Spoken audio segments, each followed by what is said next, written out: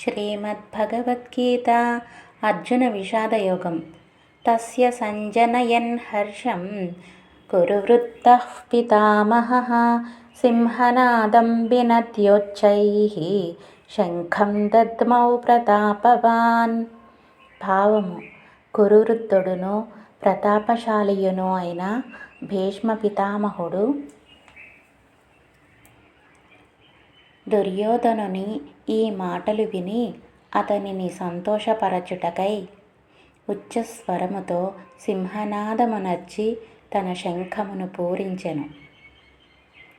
తతః శంఖాశ్చ భేర్యశ్చ పణవానక గోముఖాః సహసైవాభ్యహన్యంత సశబ్దస్తుములోऽభవత్.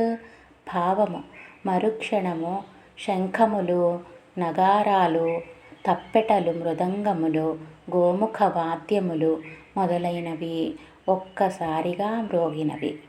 దిక్కులు పిక్కటిల్లజేయు